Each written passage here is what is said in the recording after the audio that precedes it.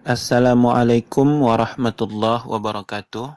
Salam sejahtera untuk kita semua. Pada pertemuan perdana kali ini, kita akan membahas tentang operasi teknik kimia.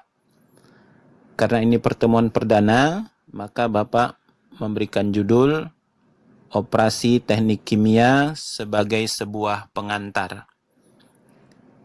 Apa itu operasi teknik kimia? Operasi teknik kimia merupakan mata pelajaran yang membahas tentang proses perpindahan bahan dan pengoperasian peralatan untuk pengolahan bahan dan produk. Meliputi penyimpanan bahan, pengangkutan bahan, pengecilan ukuran, pengayakan, filtrasi, dan pemisahan partikel padatan. Mengenai pengoperasian peralatan, itu meliputi peralatan destilasi, peralatan evaporasi, peralatan proses pendinginan dan pembekuan, dan peralatan lainnya. Termasuk juga labeling untuk produk food grade dan non-food grade.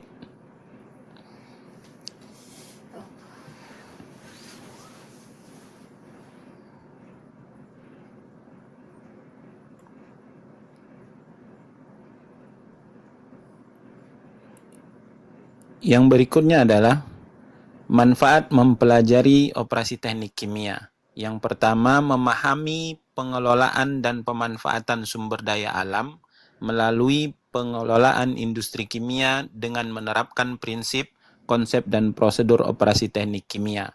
Menggali dan mengendalikan variabel-variabel proses dalam operasi teknik kimia agar proses industri berlangsung baik. Yang terakhir, manfaat dari mempelajari OTK adalah memahami dan mampu mengoperasikan peralatan yang tepat dalam proses industri kimia.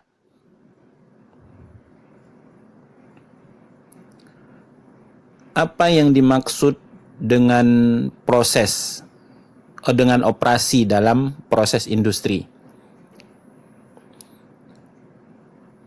Maksud dari definisi operasi dalam proses industri adalah sebagai perlakuan kepada bahan atau campuran bahan untuk mengupayakan perubahan tertentu, namun bukan perubahan kimia, dengan menggunakan bahan lain dan atau energi.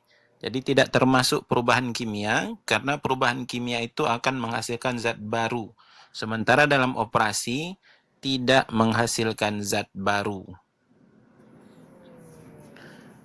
Nah, yang berikutnya operasi apa saja yang dirancang. Antara lain, yang pertama adalah perubahan lokasi, baik vertikal maupun horizontal. Yang berikutnya adalah perubahan ukuran, melakukan pembesaran maupun pengecilan. Kemudian yang berikutnya adalah perubahan suhu, ya, dengan melakukan pemanasan ataupun dengan melakukan pendinginan. Yang berikutnya perubahan tekanan.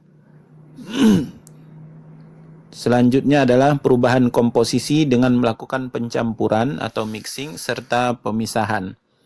Yang terakhir, perubahan fasa, mengembun, menguap, membeku, mencair. Masing-masing bisa dicari tahu fasa apa yang berubah dalam setiap proses tersebut.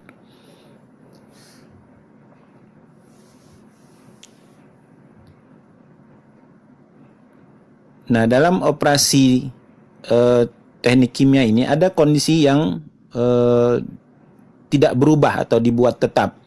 Di antaranya suhu, prosesnya disebut dengan isotermal, tekanan isobar, volume isokor, dan seterusnya. Ini nanti bisa dipahami dan dihafalkan.